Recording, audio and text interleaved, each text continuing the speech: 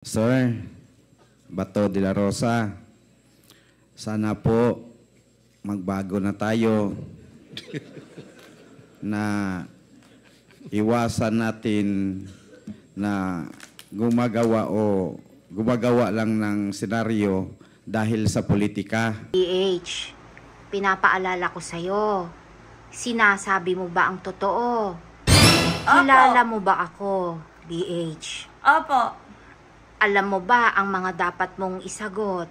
Opo. Tama ba ang mga isasagot mo? Opo. Kilala mo ba ang sarili mo? Opo ka ng opo, baka mamaya, hindi mamaya ang sagot mo. Opo. Opo ha? Opo. Sumagot ka ng matino ha?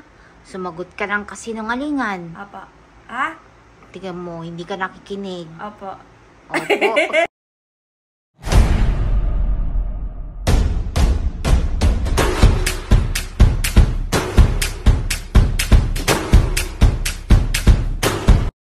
Nako, videographer! Oh, Nag-season 2 na ang Quadcom! Oo nga Talagang eh. grabe itong mga binitiwang statement ni Mr. Kerwin Espinosa yan, di ba, videographer? oo nga. Grabe. At ongoing pa rin ang Quadcom, mga bata helmet. Pero ito talagang puro Bato de la Rosa yung narinig ko eh. Bato-bato, pig. Yes. So, ito, panoorin nyo. Can you please confirm if you are the same Roland Eslabon Espinosa, aka Kerwin? Kayo po ba ito? Opo, yes po, Your Honor. And do you confirm the truthfulness of the contents of this affidavit? Opo, Your Honor. Hindi po ba kayo tinakot, binayaran, pinakiusapan, pinangakuan para gawin ang salaysay na ito? Wala pong nangyari na ganyan, kundi ako mismo nagpatulong sa abogado ko na magpunta dito sa mga congressman para nagbaka sakali ako na makamit na ang mga nabiktima ng EJK sa nakaraang administrasyon. Kerwin, kanina, while you were delivering your opening statement, I observed that you were crying. Umiiyak ka. Can you please enlighten us why? Kasi sa panahon na nandoon ako sa EIDG na nakaburol ang papa ko, humiling ako sa mga pulis doon na sana pagbigyan nila ako na makauwi.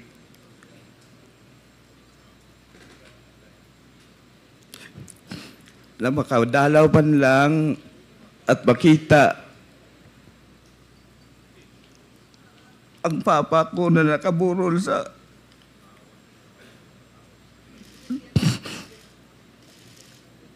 Kerwin, of course, you believe that your father, the late Mayor Espinosa, is a victim of ruthless killing. Is this your position, Kerwin? Yes po.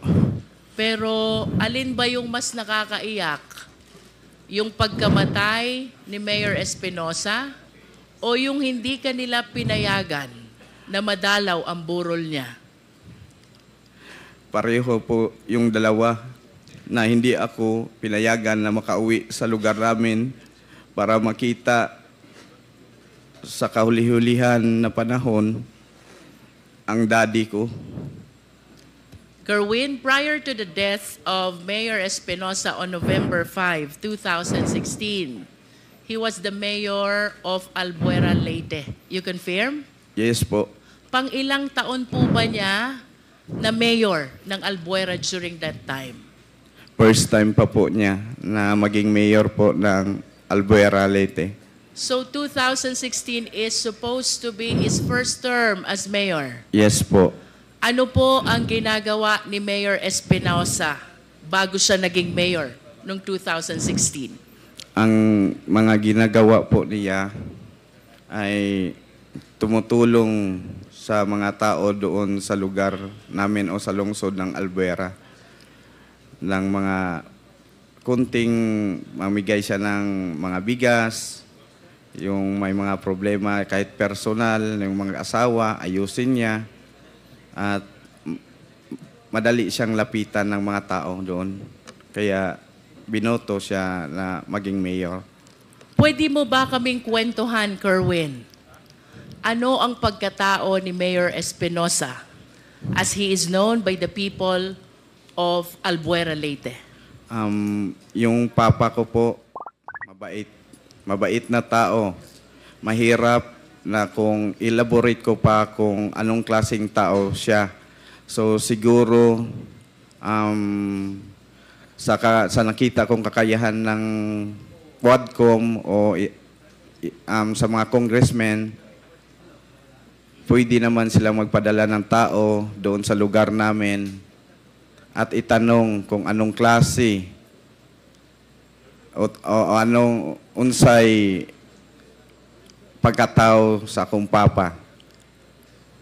Lisod, mahirap kasi na ako magsalita na ganito kasi sarili ko yon, ama. Mas mabuti na malaman nyo based doon sa mga tao sa Albuera. I understand, Kerwin. You also stated in your sinumpaang salaysay, habang nasa Malaysia ka, papuntang Abu Dhabi, you learned that the late Mayor Espinosa is included in the narco list. Oh, yun po. Nalaman ko na lang na nasali siya sa listahan ng presidente na narco list.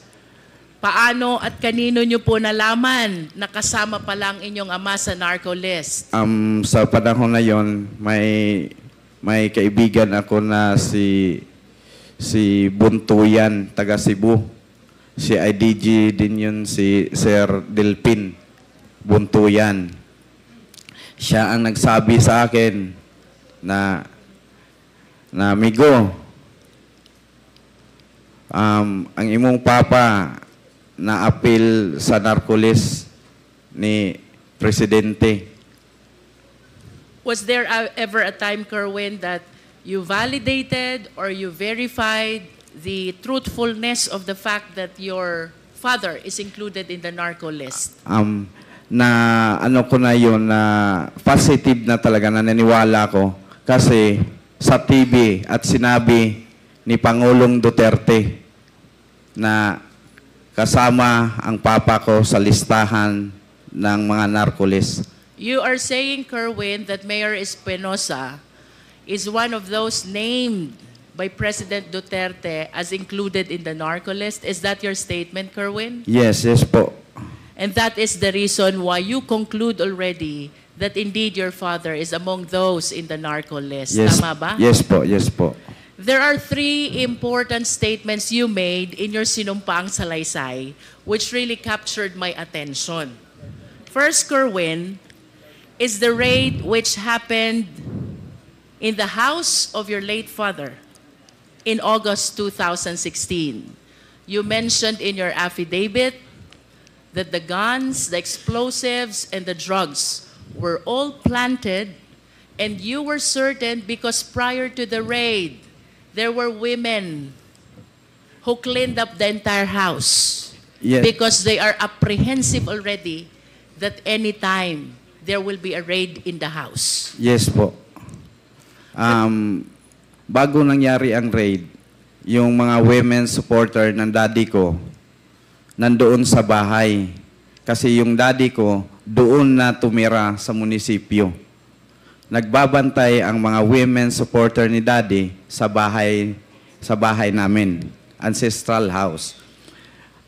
Habang nandoon sila, lininisan nila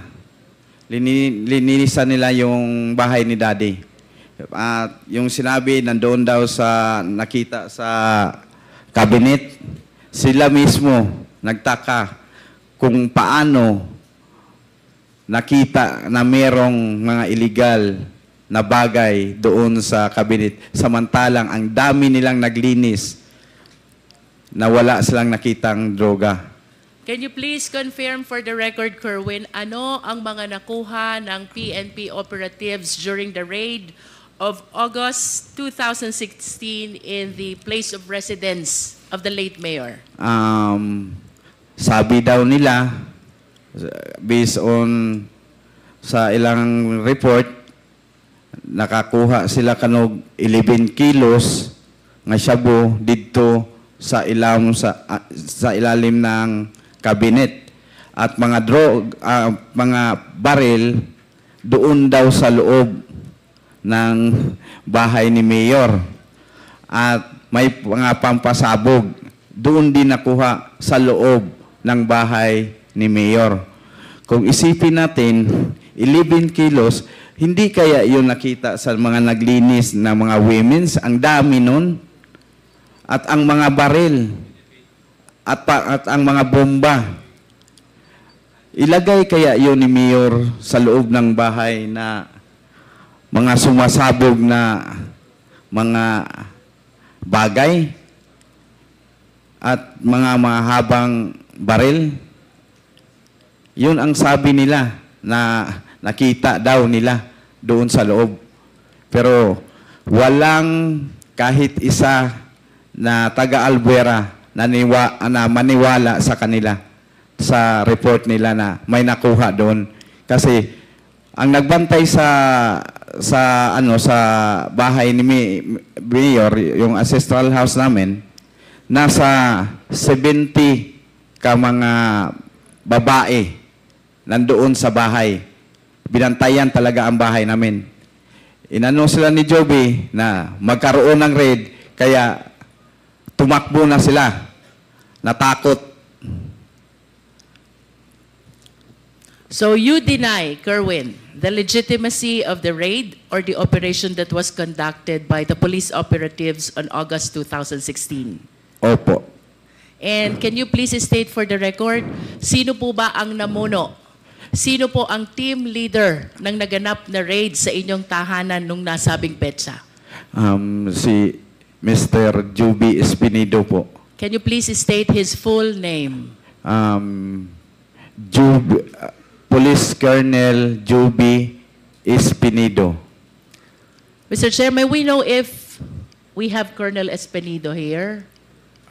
Satisfaction of the Filipino people, just to make sure that Kerwin is aware of the identity of the one he is naming as Colonel Joby Espinido. May we request the Secretariat to flash a picture, and let's hear from Kerwin if he will be able to identify who this person is. Yes. While we are waiting for the picture, Mr. Chair, the second statement which captured the attention of this representation, Kerwin, is the raid and the killing of Mayor Espinosa on November 5, 2016, which happened in Baybay, Leyte. You confirm this? Yes po, sa loob ng provincial jail ng Baybay, Leyte. But of course, you have to understand as well that similar to the raid that happened in your house, this incident, the killing and raid against Mayor Espinosa, happened while you were in Abu Dhabi. Tama ba yun? Opo, wala po ako dito sa bansa. In Nasa other bakasyon words, ako. you are relying only to your sources with regards to this story surrounding the raid and the killing of Mayor Espinosa in Baybay, Leyte. Yes po. And can you please enlighten us, for the satisfaction of the public who are watching us, Kerwin, because you went a long way for us to be able to hear these explosives of yours. For a period of 7 years, naniniwala ang buong sambayan ng Pilipino sa naging testimonya mo sa Senate noon. Now you are completely overturning all your statements. And we owe it to the Filipino people to explain and share what really happened according to your source during the raid and the killing of Mayor Espinosa on November 5, 2016 in Baybay, Leyte.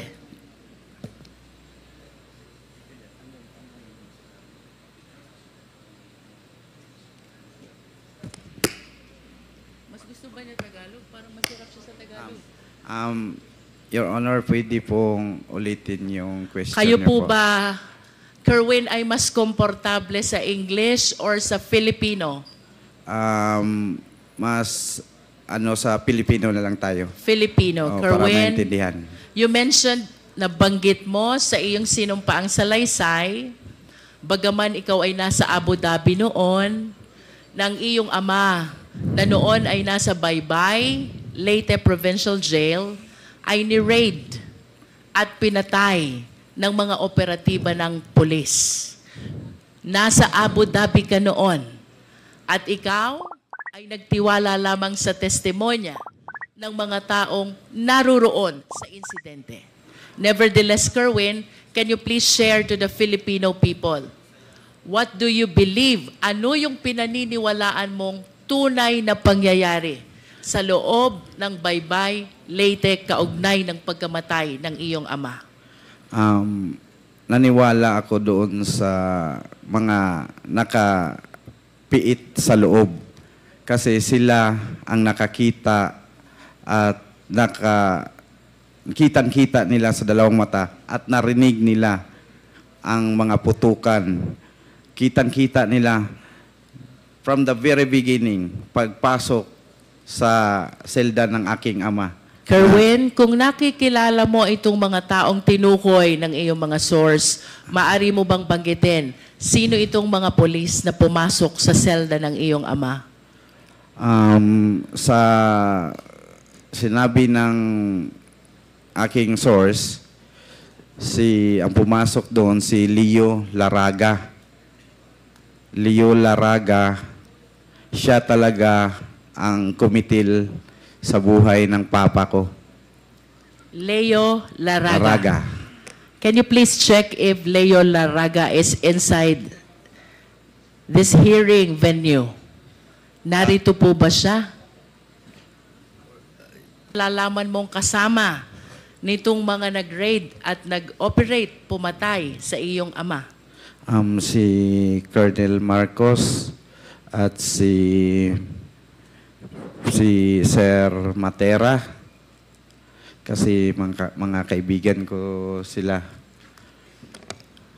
Kerwin, regarding Colonel Marcos and Colonel Matera, if they are present in this hall, can you kindly point at them? Ituro mo sila kung sila'y naririto sa bulwagang ito. Colonel Marcos and Colonel Matera. Yan. May we request the police officer raising his hand, to please identify himself for the record, Mr. Chair. Mr. Chair, Honorable Committee, I'm Police Colonel Marvin Marcos po. Thank you. How about Colonel Matera? Can you point at him?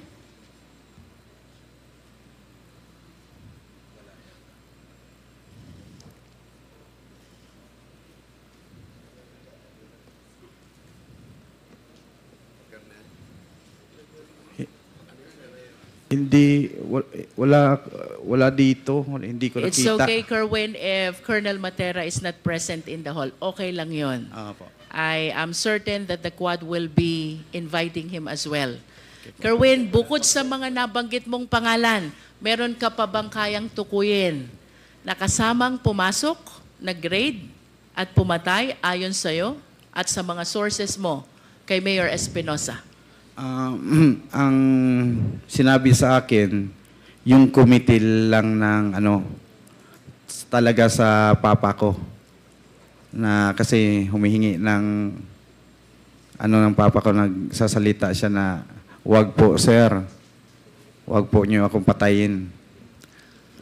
Who were present? Sinong nakasaksi dun sa sinasabi mong pagpaslang sa iyong ama? Mga detainee po. Can you please name these detainees who were able to witness that incident?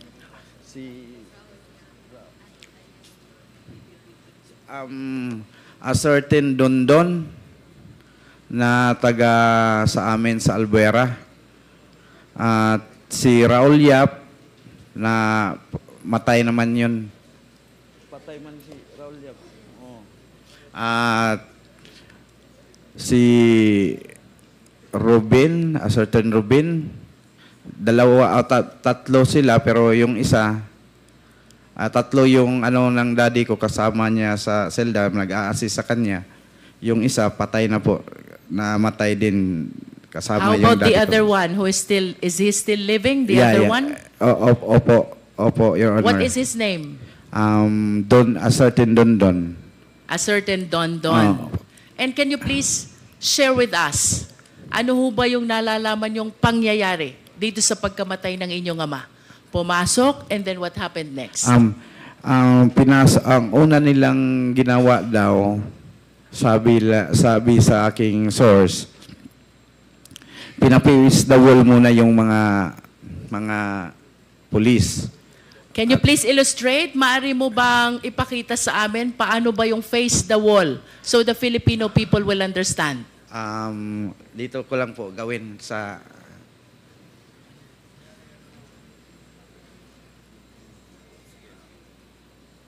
Pagpasok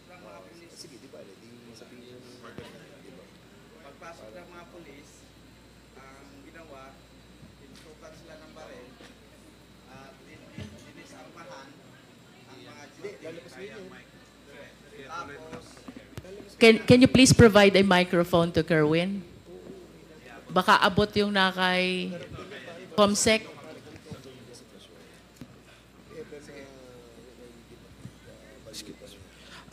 Ganito po ang sinabi sa akin na nangyari nung raid.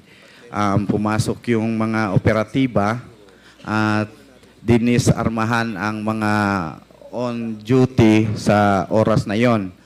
Nung pagkatapos nilang nadisarmahan, ganito po, pinapace the wall sila.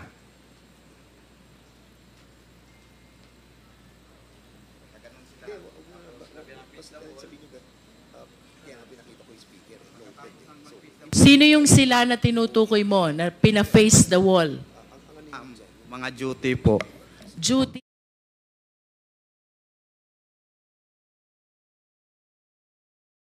Wall. Oh. And then? Then, pinaluhod sila na sinabihan daw na huwag kayong titingin. You are referring to the jail guards. Yes. Yung bantay Oh, sa mga bilangguan. bantay. Opo. Pina-face the wall, pinaluhod, wag titingin, and then what happened next? Hinanap nila ang hard drive ng CCTV. Nung nakita na siguro nila, pinatay at binitbit yung hard drive ng CCTV. Can you please identify the name of the one who took the hard drive? Sino pong kumuha ng hard drive? Nakikilala niyo po ba ayon sa inyong source? Mga pulis daw kasamahan sa pag-raid ng Baybay. Please proceed. After taking the hard drive, ano pong sunod na nangyari? Kinuha yung susi sa selda. Tapos binuksan, dumiretso na, pagpasok sa, may pintuan pa yun bago yung selda ng papa ko. Parang main door siguro ng compound. Binuksan, tapos diretso na doon, papunta sa selda ng papa ko. Tapos yung selda ng papa ko, may kadina at padlock. Binuksan rin, kinuha yung susi noon, binuksan, tapos ang sabi, walang salitang sinabi, kundi ang papa ko lang ang narinig na nagsasalita. Sir, wag niyo akong patayin. Diretso, putok na, pum.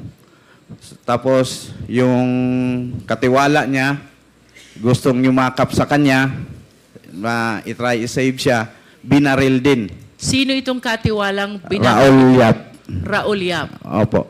Anong ginawa nitong pangatlo na kasama pa? Nakalublob sa ilalim ng tarima. Ano yung tarima?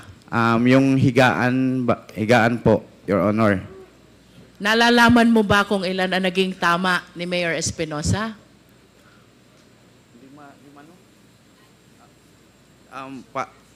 Hindi ako sure, or more than five bullets ang na tumama sa kanya. Kerwin, thank you for illustrating. You can go back to your chair. You confirm also, Kerwin, na ang raid at pagpasok dito sa Baybay, Leyte ay nag-ugat doon sa search warrant na ini-issue laban sa iyong ama. Tama ba yun? Opo, Your Honor. Nalalaman mo ba kung sino ang huwes na nag-issue ng search warrant? Kasi tatlong judge ang kinuna nila na mag-apply ng search warrant. Si Judge Argelies nag-refuse. At ang sabi ni Judge Argelies na ba't kailangan pang mag-serve ako na nyo ng search warrant nasa loob ng kulungan ang tao. Nag-refuse si Judge Argelies. May judge na certain Janet ba yun? Ha? Janet, apelido niya? Cabalona. Saan yun? Doon sa Samar, yun ang nag-issue ng search warrant. Sa pagkakaalam ko, yung si Janet Cabalona ay parang relatives ng asawa ni Sir Laraga. Pwede, Mr. Chair, pwede magtanong? Sige. After perhaps we conclude the interpellation, Mr. Chair. Pagkatapos ni Congresswoman Jinky, bago tayo pumunta sa susunod na magtatanong, tsaka mo sabihin yan. Mentioned already the names of the judges. Some refused to issue the search warrant, while there is one who indeed issued the search warrant. I just wish to manifest, Mr. Chair, that it is very unlikely in the practice of law that a search warrant is being issued to search a confined place, much more a detention facility. That is for the record, Mr. Chair. Kerwin, I'm leading to my third question. November 16, 2016, through the coordination with the Interpol, iniuwi ka dito sa Pilipinas. Pagdating sa airport, you were arrested at sinalubong ka ni Senator Bato de la Rosa. Nakikilala mo ba si Senator Bato? Siyempre. Bakit mo siya kilala? Matapang yun. Puro barilan-barilan ang hahamon sa TV ng draw sa mga illegalista. What else do you know about Senator Bato? Bago pa siya naging senador, nasan ba si Senator Bato? Chief PNP yun po, Your Honor. Chief PNP. Ano? Okay, can you please identify the picture on the screen? Sino ba yung nasa screen? Siya po, si Bato de la Rosa. During that time, ano bang assignment ni Senator Bato during that time? Yang kwento mong insidente. Nasaan siya noon? Siya ang Chief PNP. Yes. You stated in your sinumpaang salaysay na may sinabi sa'yo. Opo. Ang noon ay PNP Chief Bato. Opo. Na kailangan mong gawin kapalit ng iyong pagkakataon na mabuhay. Opo. Do you confirm this? Yes po. Can you please tell us, anong sinabi sa'yo ni Senator Bato? Sinabi niya sa akin, sumunod ka sa plano. Sumunod ka kung sino ang babanggitin mo para maligtas ang buhay mo. Kung ayaw mong sumunod, ikaw na ang susunod sa tatay mo or isa sa membro ng pamilya nyo may mangyari na masama. You mentioned about plano. Can you tell us ano ba yung planong tinutukoy? May mga pangalan na pinid sa akin, sinubo, at babanggitin ko sa aking testimonya o sa aking salaysay sa Senado. At maari mo bang sabihin, sino ba itong mga taong ito at anong gustong ipabanggit sa'yo nang noon ay PNP Chief Bato? Peter Lim, supplier daw ng shabu, pero nandyan lang, tapos hindi na huli-huli. Tapos si Senator De Lima, protector daw sa mga shabu, mga nagtitinda ng shabu sa loob ng Bilibid. Protector daw si Ma'am Laila. At yung iba pa, si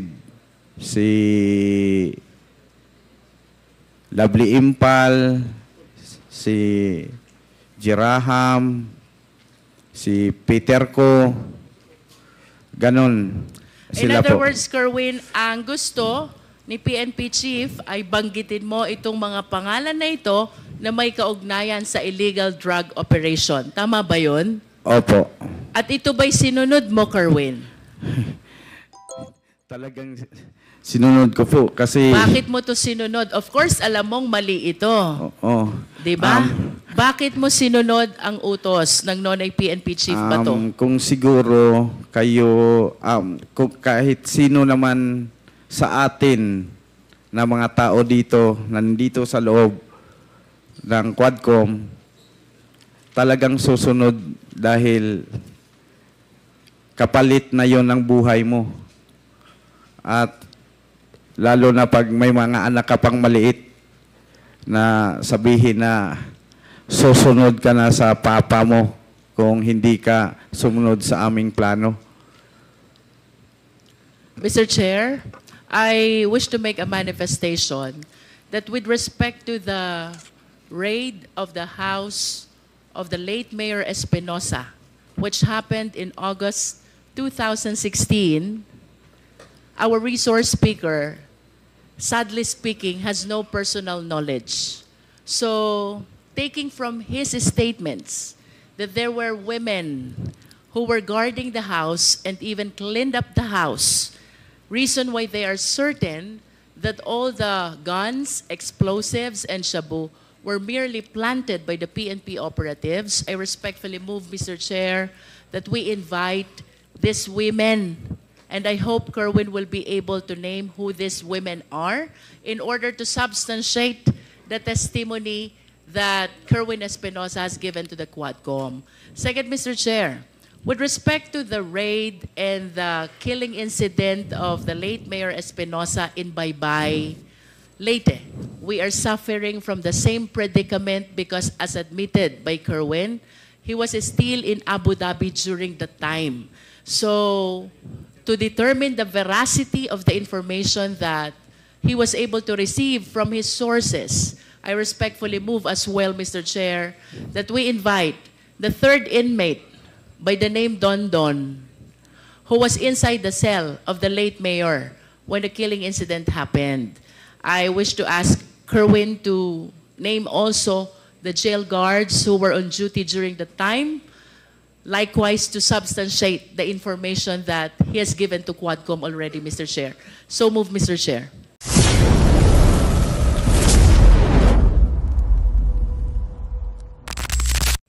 Una sa lahat,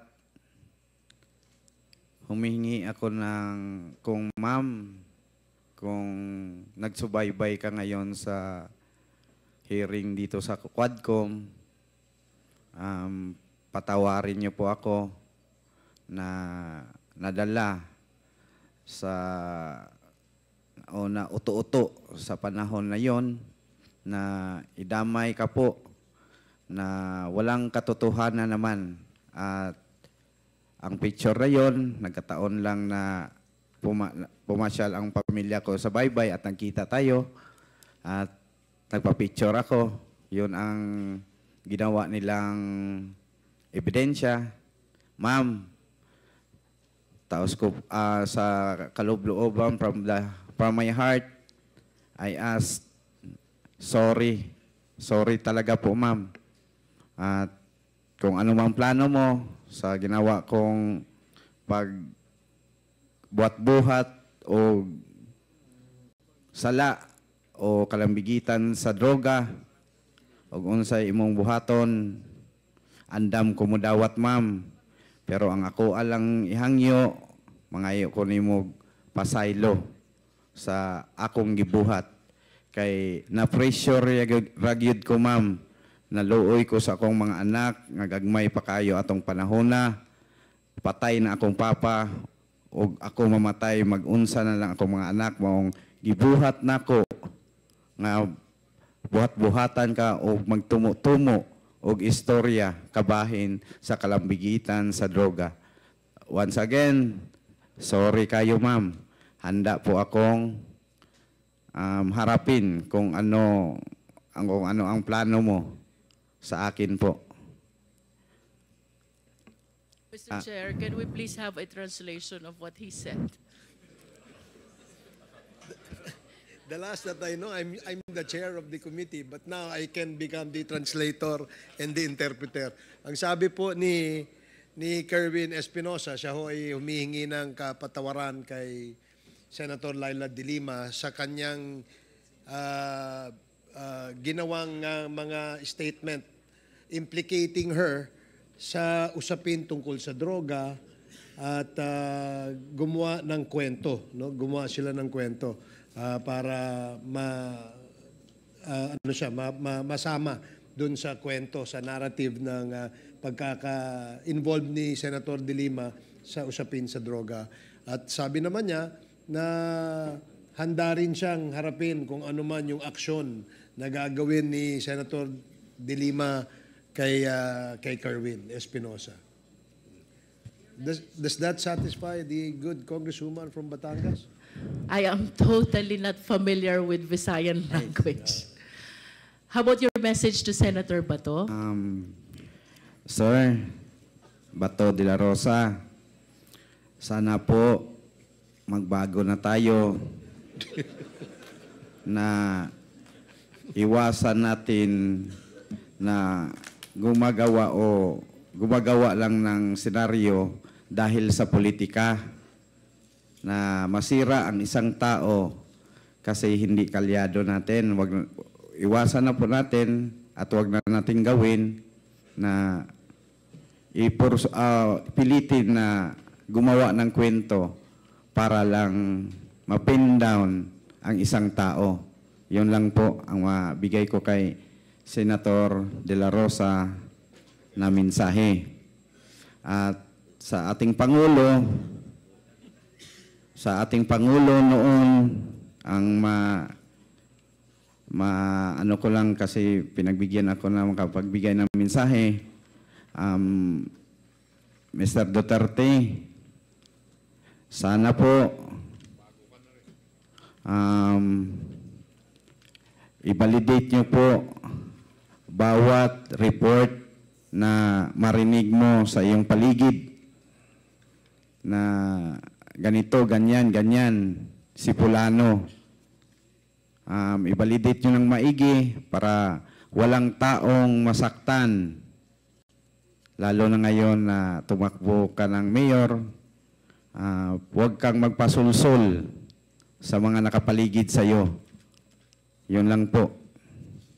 Napakagaling talaga ni Kong Luistro, no, videographer. Galing niya. Magaling talaga si Napakagaling. Congresswoman Luistro, lalo sa pagtatanong, paano mo mapipiga nang hindi nahalata nung pinipiga na nagsasabi na talaga siya ng kung ano-anong mas malalalim pa na statement, di ba, videographer? Kaya nga. Pero grabe talaga, no? Talagang nagbanta tong si Mr. Bato de la Rosa. Sabi niya, di ba, sumunod ka na lang kung ayaw mong ikaw yung sumunod sa tatay mo. Totoo Tsaka yung kaya kay Sen Leila, no? Talagang nagsorry siya, naiyak na siya. Humingi siya ng kapatawaran.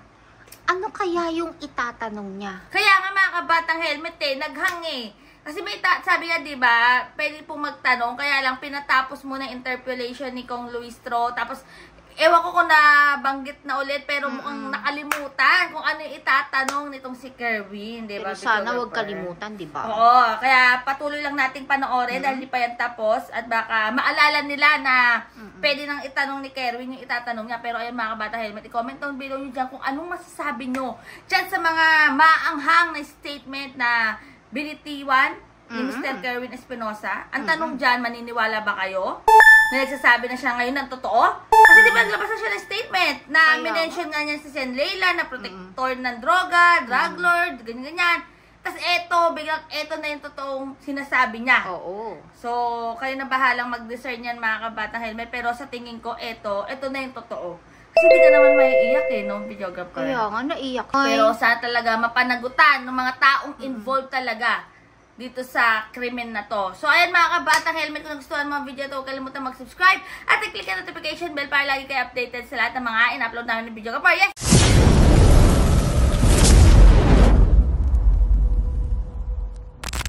Videographer!